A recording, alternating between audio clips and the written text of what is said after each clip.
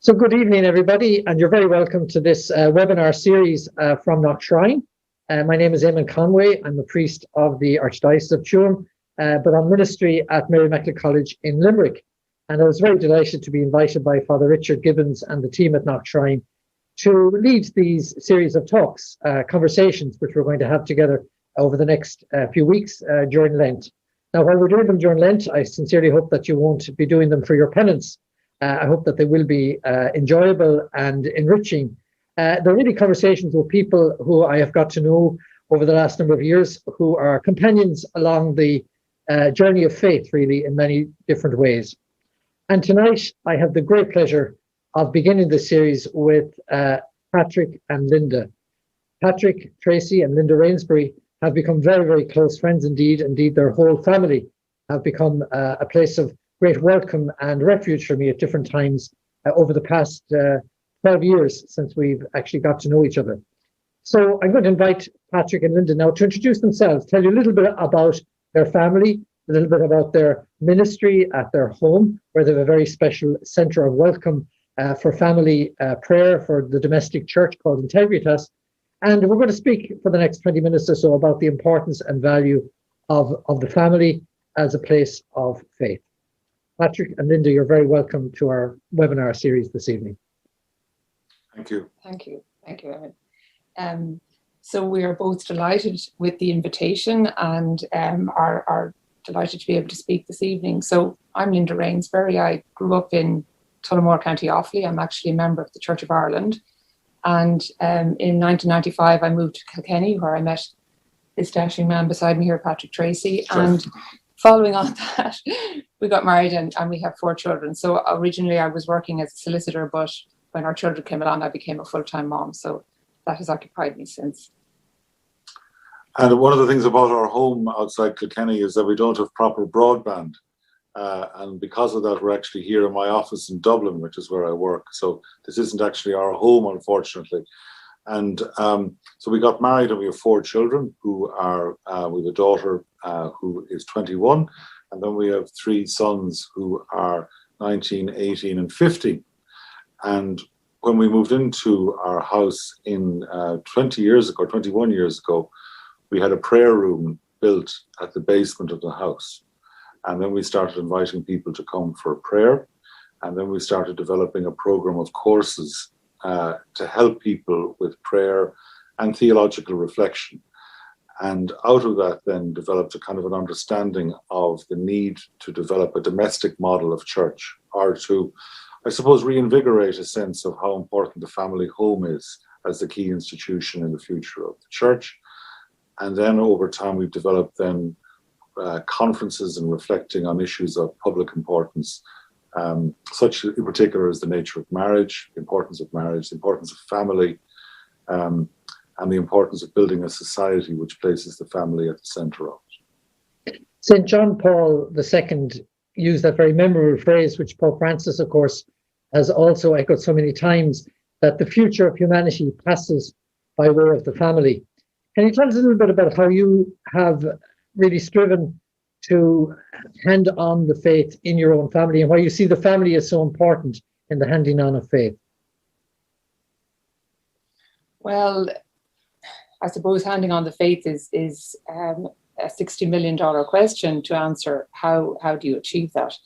And Patrick and I are both committed to our faith, but yet we meet the same resistance and questioning from our teenage children as every other family do.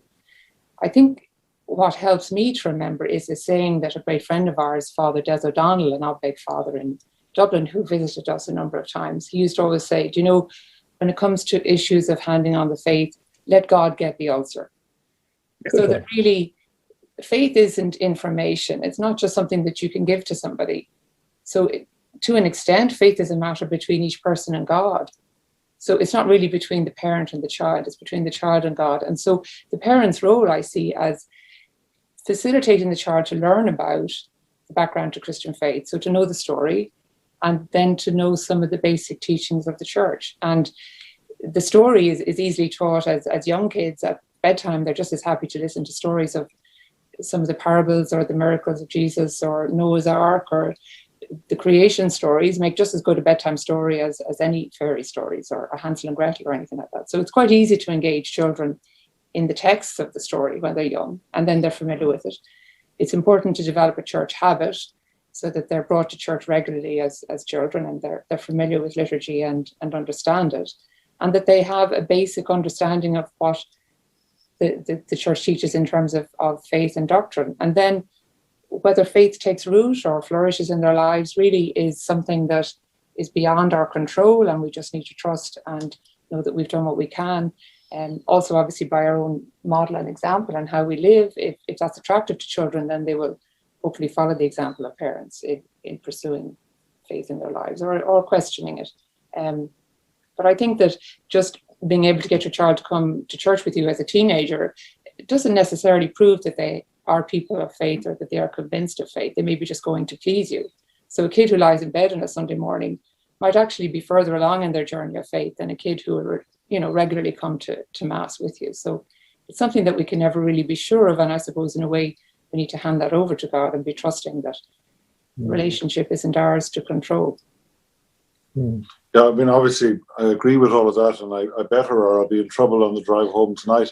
But I think there's a particular issue, if I can put it like that, around young people and parenting at the moment. And obviously, this issue relates to social media, and it relates to how much communication is virtual, or another word I'd use for it is almost disembodied.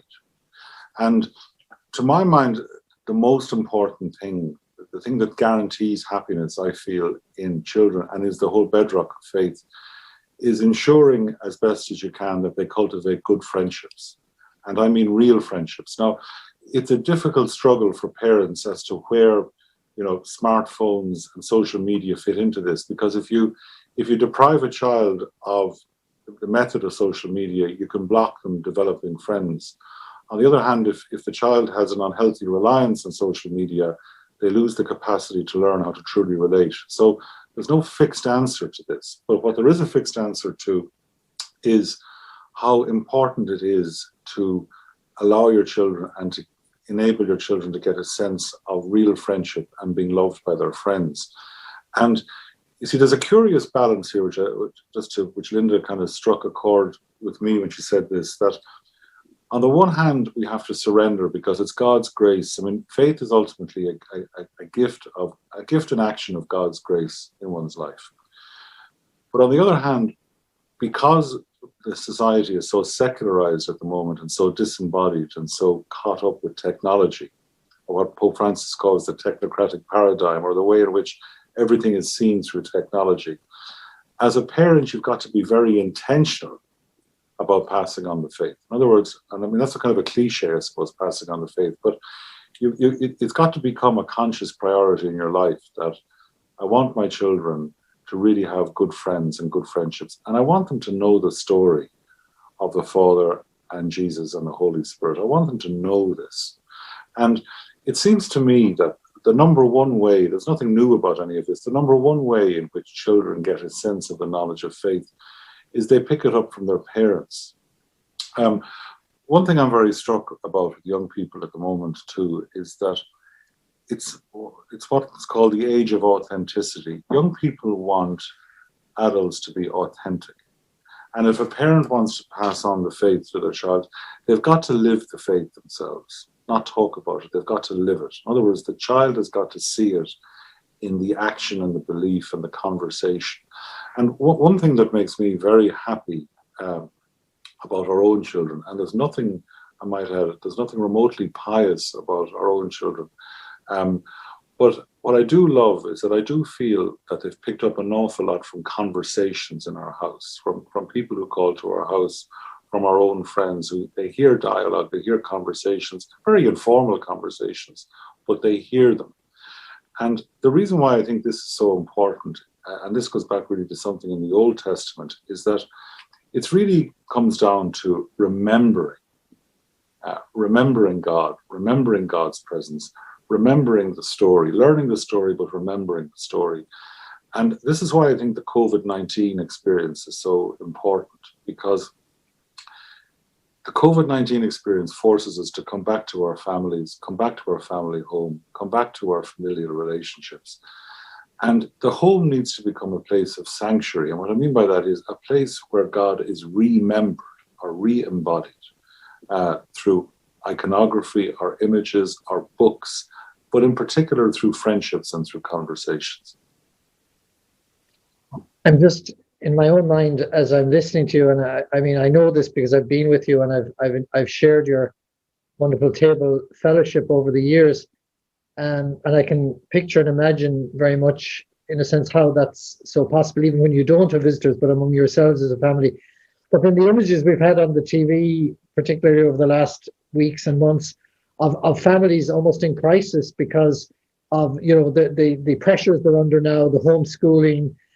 Parents trying to work from home at the same time, almost of a kind of a chaotic family situation for so many. All this talk that there is at the moment too, and completely accepted of young people and indeed their parents feeling challenged in terms of their own mental health. I mean, how, if you would say, from your own experience, even a first step towards a calmer, kind of less fluid, less hectic, less sense of almost panic that we seem to see from so many of these images. What would your suggestion be, just from your own experience? And I realize entirely you're not coming from some different planet. You're coming from the realities of trying to look after your own children at home, who are all obviously working from home at the moment as well. How could you speak into that kind of a situation? I always have a strong sense when I speak of God or my belief in God and faith. I think not only of the New Testament story and how we are God's children through Christ, but of the Old Testament story and how God as our creator is, that we are creatures of God and made in his being. And in the story of Moses and the burning bush, when the Lord speaks to Moses from the bush, and Moses says to the Lord, like, who is sending me to lead the people of Israel out of Egypt? And God answers in those famous lines, I am who I am, or I will be who I will be. That even in this mysterious name that isn't really a name, God is telling us, come into the present, come into the now. I am who I am, not I was who I was. And I think really within the COVID-19 situation, and we're fortunate because we live out in the country and we have a big garden and we have plenty of space so that we don't have to, we're not all piled on top of each other, and we do have an opportunity to be out in lovely open air. But nonetheless, there are pressures with all of us, sharing the same space, and it's much busier, more demanding to keep a house going when it's full of teenagers than when they might normally be dispersed around the place. But I think just being very present brings a calm to any situation. That if you just remember that God holds us in being, that the story of creation is a continuing one. It's not one that happened right back at the Big Bang. What the story of creation teaches us is that God creates in the present tense. God holds us in being at every second. And so we are held, we are secure, and we are loved. And if we can have even the vaguest sense of that in the midst of a chaotic kitchen where you have, kids looking for food and someone else looking for homework and someone else looking for something else, that we are all held in this exact moment, right this very minute, in God's love. And if you can draw yourself back into that, to just take a breath and then to share that sense of being held and being loved in every single second, not only in at Mass on Sundays, but in the middle of a busy, hectic, upside-down kitchen. God is every bit as present there, and holding us and giving us each breath one after another at every second. Mm-hmm. That is a sense I really carry with me, that actually changes the perspective of how I see stressful or anxious situations, because no matter how stressed or anxious I feel, beneath the stress and the anxiety is a sure foundation, is a sense of being held and loved in God's care at every second. In his exhortation on holiness, Pope Francis, talked about a woman who comes to him and says, Father, he was a priest at the time, I don't have time to pray. I'm too busy. I'm looking after my family. I have my mother-in-law that I have to take care of all these young children, so I don't have time to pray. I wish I had. And he says, that's where you're encountering God, in those different gestures of prayer. And I must say, during this lockdown, as Patrick and Linda will know, but my dad lives with me. He's at a very advanced age now. He's 94, and he needs a lot of care. And there have been times when I would have, I have to just make a mental adjustment, say, this is where I am meant to be at the moment. I've lots of books to read, I've lots of essays to correct, but this is where God wants me to be at this moment. It's about finding God, or rather letting God find us in the moments in which we are, not maybe the one we'd like to be in, but the one in which we are, and that's where God is met and encountered and reverenced, in a sense, by that reverence of care, in your case, for your children and your family. Patrick, do you want to come in on this? Yeah, I mean, just taking up from what Linda said, or what you said, I think what the COVID-19 experience forces us to face, and it's a very good thing we're forced to face, is that what really matters in life is relationships and the quality of the relationships in your life. And what it comes down to ultimately, what the spiritual life really comes down to, is making the time and space for relationships. Now, what I mean by that is, I mean two things. I mean, making the time and space for the relationship with God, and making the time and space for the relationship with family and with friends and with people who who you have a sense of compassion for. And that can be a complete stranger as well, incidentally. But what's very important, I think, is that you've got to be intentional about it. In other words, like, if you want to lose weight and become fit, you've got to become committed to taking exercise. And it's no different with relationships in your life. You've got to consciously make the time and the space for a way of prayer. And when I use the word prayer, I don't mean prayer in simply the conventional way we understand it. I mean communication with God. That can be through reading. It can be through listening to music, which is a particular uplifting sense. But there's got to be a sense of interiority from it. And then allied to that, then you've got to be intentional about relating to the people who mean something to you. As you were talking about your dad, or obviously how I feel about Linda or our kids. But what I do notice with my wife sitting beside me here is that she's the extrovert. It mightn't appear that way in our relationship, but she's the extrovert. And I know Linda really loves being with her friends. And in COVID, you've got to. It's a struggle because there's so many limitations put. And what's interesting is there's limitations put on the physical meeting of friends. See, it's very interesting because the whole COVID-19 reality brings us in touch with something we'd forgotten about. It's the physical presence. I mean, even not being able to go to mass, not being able to pray with other people, not being able to have a pint with somebody in a bar is a huge loss. You don't realize that, but the physical presence is extremely important. And really, why this is so important for Christians, for us as Christians, is that we believe in an incarnational reality. I mean, from the Eucharist and from God becoming fully incarnate in a man, and from each one of us being made in the image and likeness of God, we believe that God's love and the Holy Spirit penetrates into the world, into friendships, into relationships, into the family. And that's deeply physical, it's deeply embodied in reality, unfortunately. On one level, it gets us in touch with our families, but on another level, unfortunately, it pushes us more into this technocratic reality. So even this conversation we're having tonight has a certain artificial sense because of the technological nature of it, But I hope when this COVID-19 pandemic passes that, we'll really have a new sense of how important our friends are to us and how important, and most importantly, joyful it is to have physical contact with each other. I'm picking up from a lot of priest friends who are in parishes, and indeed a lot of sociological commentators as well. They're saying that when this passes, people have got out of the habit of going to mass or going to their religious services. And, I've heard people say to me, oh, sure, I've got used to watching mass on TV now. You can make a cup of tea and you can get the lunch ready and you can be, watching away there. The TV's on in the corner.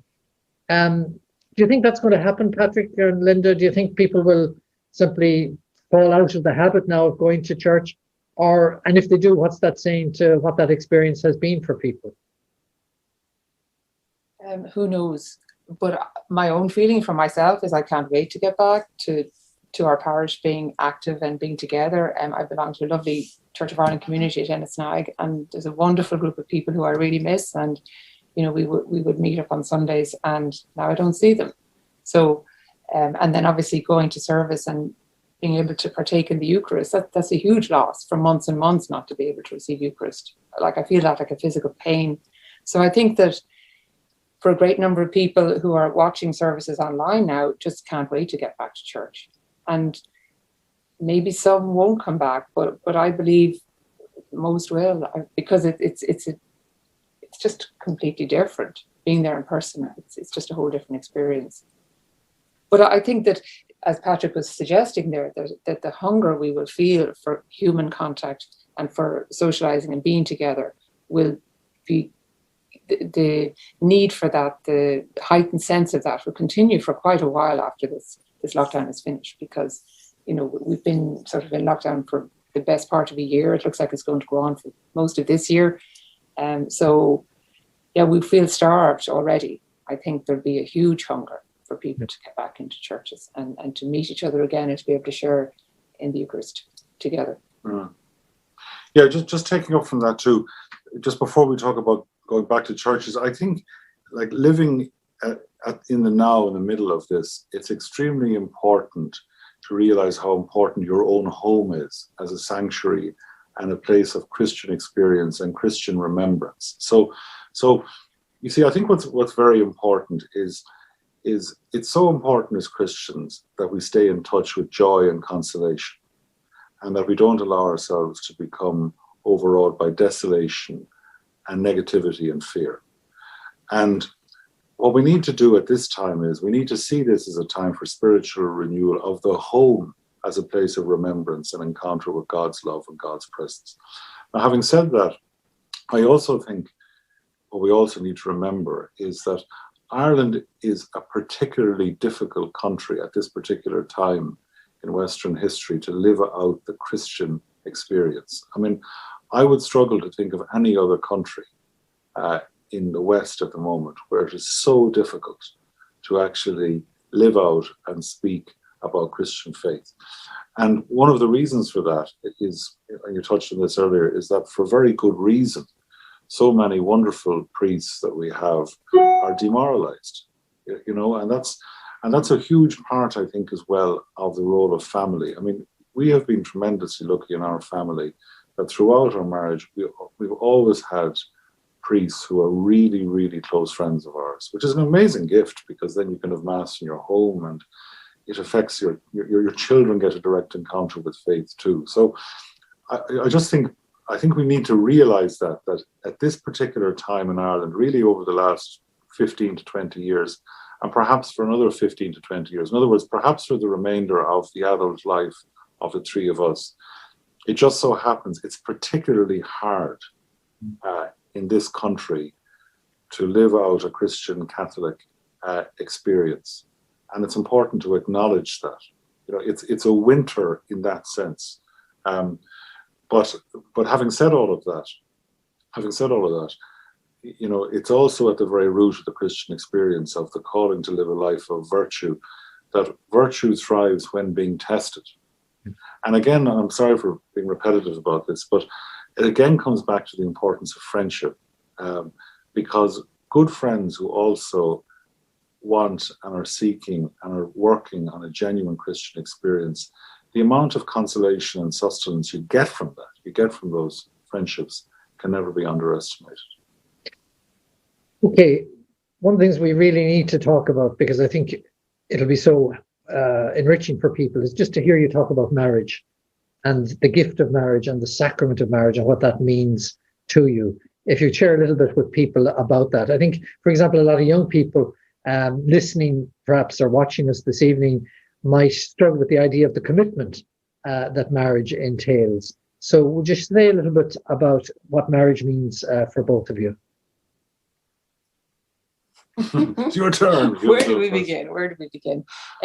I remember shortly after getting married, that when we got married, most of our friends were getting married around the same time. But I had a very real sense that Patrick was the man I wanted to marry. But nonetheless, I was quite surprised by the depth of feeling or the change in feeling I felt having gone through our ceremony of marriage, or the sacrament of marriage, that it is actually, it's more than you expect it to be somehow, and that the commitment became very real, very definite, very deepened, just by virtue of celebrating the sacrament of marriage. And we had Eucharist, and it was a wonderful day. And then very quickly we were blessed with children. But we're married now for 22 years. 22 years. So I'm just beginning to get to know Patrick, I would think.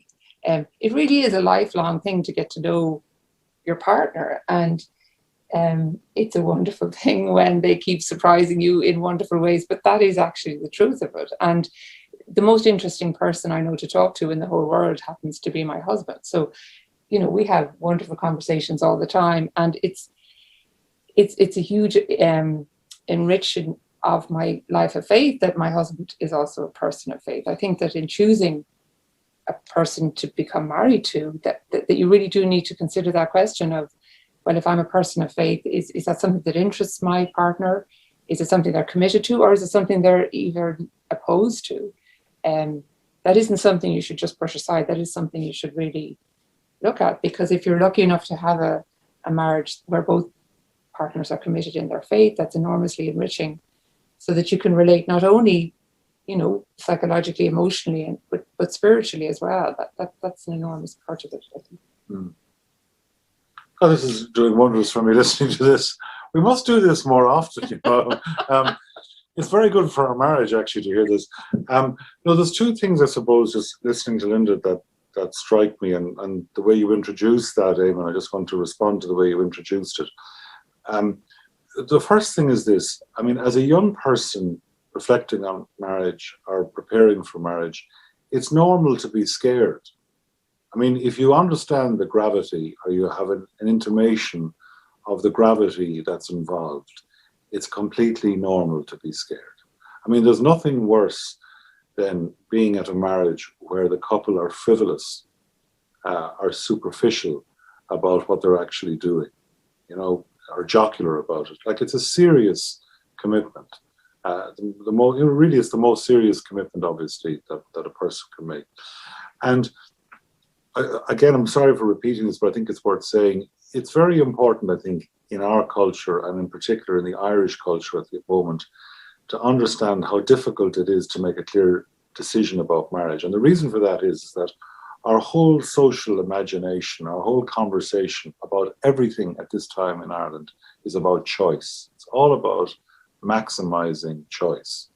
So marriage, which stands for a singular, lifelong, permanent commitment to one person, is actually deeply countercultural.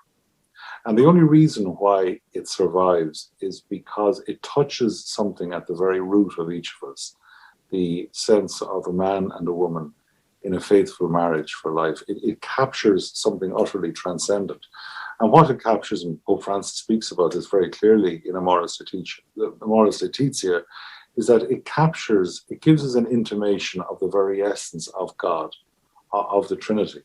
And that, to me, really, you know, as we go on each year in our marriage, what becomes more and more manifest all the time for me is that there are three entities, or three parties in a marriage. In a Christian marriage is a woman and a man rooted in God. And the reason why a Christian marriage where the couple share a faith relationship and a faith commitment, there can be all sorts of struggles, but it's never boring, because there's always an opening out to infinity all the time. So there's always a surprise and a renewal and a sense of purpose. And I did kind of realize this at the time, but I mean, Linda thinks I married her for her looks. You know, she still believes this. And of course, I tell her that every day. But I can go public now and say there was another reason, which was that, like, when I first met Linda, and when we became such good friends, and then we started going out for each other, like, I never met anyone of my own age remotely who I could speak to about matters of faith. And then I could see, like, the Christ identity in her, and she would evoke that identity in me, and that identity, of course, is in all of us. I mean, that's the beauty again of friendship, that real friendship evokes the image and likeness of God in every one of us. So that's really, to my mind, what is critical in marriage, that the couple have a shared sense of a reality beyond time and space, which I call God, and that the love that they have for each other and the love that they have for children that they are gifted with, it's all coming out of that reality of God's presence. Mm. Many people might think the fact that, remember the Church of Ireland, the Roman Catholic, coming together in marriage would be a challenge, would be an obstacle to be overcome. But I don't think you have experienced it that way. No, we haven't. No, not at all. Actually, it's been an enormous learning curve. Before we got married, we wondered, and it was painful for us that we had to have the conversation of in which denomination would children be baptized if we had children. So there wasn't any sensible answer to that question. So we just said, well, if we had a daughter, we'd have her baptized in the Church of Ireland, and if we had a son, he'd be baptized in the Roman Catholic Church. And then, as Patrick said to his father when our third son was born, and we had our daughter first, he said, well, Dad, final score is Rome 3, Canterbury 1. But in raising children who are in the Roman Catholic faith, I have come to know, I mean, obviously being married to Patrick, I've come to know it a lot. But like the first time I ever stood in a Roman Catholic church and attended Mass, I was in my 20s. So I had gone through my whole growing years and my college years, not ever having experience. And in fact, I still remember it was in a little church in Michael in County Carlow. And I still remember that service very clearly. And what astonished me was how similar it was, because I presumed it would be totally other, totally different, totally strange, but it actually wasn't. And in fact, the words of the Eucharistic prayer were almost word for word the same. And that struck me so forcibly. I can still remember that 30 years later, the impact of seeing the similarity and closeness. But nonetheless, when our eldest son came to make his first Holy Communion, that was the first time I'd been involved as a family with preparing for First Holy Communion. And it was really wonderful and magical. And growing up at the Church of Ireland, you learned in a different way that you didn't receive Holy Communion until after you were confirmed. So you'd be a teenager. But in the Roman Catholic faith, our son Sam received Eucharist when he was 8, I think. But that was a wonderful, joyful, lovely experience in bringing him through the whole, going to the Mass once a month leading up to his First Holy Communion and preparing him for that. Was a huge learning curve, and I loved it. See, I think too, like, I think when we become clear about, like, what is the whole point of Christian faith? Like, well, what's the whole purpose of the exercise? I mean, why bother? And when you really reflect on that question, I mean, the whole purpose of Christian faith, and Jesus says this so explicitly in John's Gospel, is that I've come so that you may have life and have it to the full. I have come so that you may be joyful and that your joy may be complete. Like, God wants us to be happy. That's the whole purpose of faith, is to have a happy and fulfilled life. And to lead a happy and fulfilled life, the key is to understand your nature as being made in the image and likeness of God, to understand that nature, to listen to that nature, and to serve that nature. In other words, to serve God's love in the world, to impart God's love to other people, and to receive God's love from other people.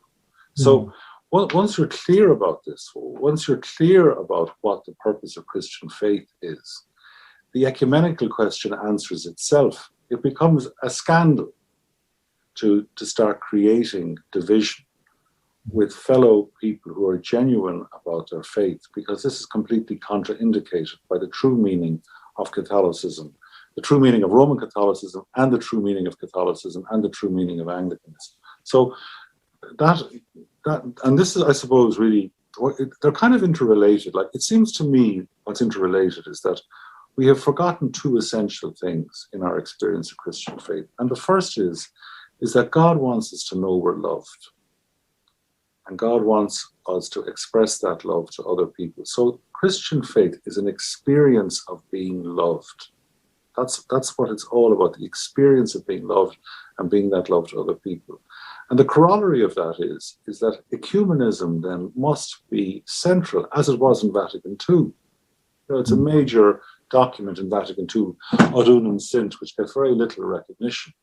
And it can only be that way, because really the real division as Christians is, do we believe in God's love, and do we believe in a life of finding God's love and serving God's love? Or do we believe that there's no such entity as God, or no such reality as God, and that everything is about personal striving, personal ambition, personal satisfaction, personal autonomy, the greatest level of choice? That's the divide. And the way that divide is healed is not by us proselytizing or coming up with grand plans. The divide is broken down by us being loving to each other, which starts by us knowing that we're loved. So I'd like to tell you that at breakfast in the morning, like, I'm hitting her with a Pope Benedict statement and she's fighting back with a Rowan Williams statement. But it doesn't happen because, of course, Pope Benedict and Rowan Williams were wonderful friends, two of the greatest theologians of the last 50 years. That's the truth of the position. Nonetheless, I have discovered that breakfast in your house can be very exciting all the same. We're going to have to bring this conversation to a close. We said we'd keep these to about 30 minutes. None of the time we could have could be enough to exhaust or even bring us very far down those questions. But we hope that those who have joined us this evening have found it enriching and stimulating. Again, it's been very humbling for me to even be able to share this with other people, because it's been just so enriching again to hear from both of you. Particularly, I think your wisdom and your witness, they're the two things that come home to me once again listening to you this evening. So thank you for that. Could I ask you have a special prayer from the Integritas Centre there that maybe you'd like to conclude with? And if people are interested in Integritas, they can find you on the website. Isn't that right? You have a web page as well if they want to find out more information about the home there. They can look that up. Maybe just lead us in a concluding prayer just to draw our evening together. Yes, and just to say before the prayers, the website is www.integritas.ie. That's INTEGRITAS.ie. Always good to get the business done before prayer. And then before, just to say to you about this prayer, so when we actually got married in 1998, there was a major issue about receiving Eucharist in the Catholic Church and in the Anglican Church. And what we decided to do for our wedding was we decided to write a prayer, an ecumenical prayer to kind of express the traditions we come from. And we've always used this prayer. Then we've prayed at our home every Thursday night when the pandemic doesn't interfere. And this is a prayer we use, which we wrote when we got married, and we've used it ever since. May we enable each other to trust entirely in the provident love of God. May we form family, community, and a deeper identity in the gentle attraction of Jesus Christ. May we support one another in responding to the unique call of the Spirit and serve as one in realizing the dream of the Spirit for all. So that in this covenant, may we remain in Christ, and with Christ in each of us, may we come to be at one. Amen. Amen. Thank you both very, very much. And thank you to those of you who have joined us this evening. This time next week, a group of young people, young adults, whom I know through my work in college, through retreat work, will be joining us for a similar kind of conversation, exploring what it is like to live Christian faith today. So thank you very much. Thank you, Martin, for facilitating the technology, and good evening to everybody. Thank you. Thank you.